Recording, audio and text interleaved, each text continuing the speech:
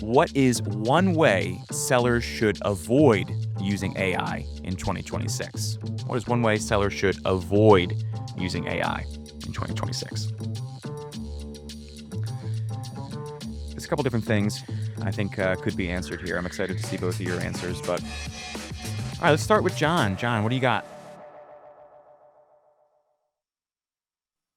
SEO. Okay. All right. And Jay, before we elaborate, let John elaborate there. Jay? I'm coming from a very compliance-heavy category, so I would say compliance. Okay. Okay. John, SEO, talk to me about that. You mean just creating keywords for you, research? There's too many times I see people that are going and using ChatGPT and saying, write me the title, write me my bullet points, write me the description, and all that stuff, and copying and pasting it without looking at market data and actual analytics outside of what ChatGPT is just going to hallucinate and throw at you. And it doesn't always mean that it might visually look okay for writing titles and bullet points, but it might not be performing as well on an SEO end for organic rank and search and that kind of thing.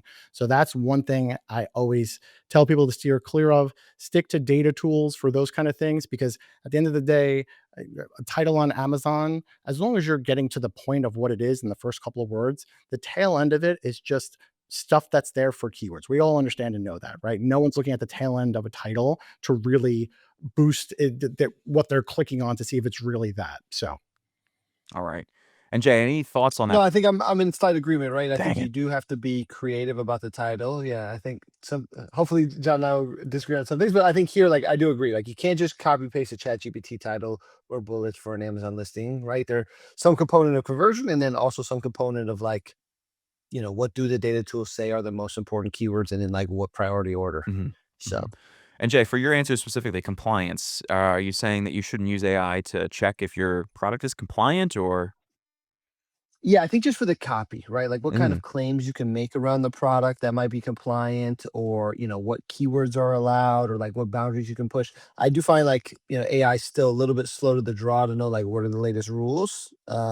And sometimes it does hallucinate what it thinks the rules are, which I think can be problematic. And if it's on Amazon, compliance is such a big piece. If your listing's down for even a day or multiple days, it can be a huge loss and quite difficult to fix. So I think for compliance, you got to be very diligent about having, whether it's your compliance team or your lawyers, make sure, like, what you're saying in the copy you're allowed to say, and also is going to be Amazon compliant. right. Okay.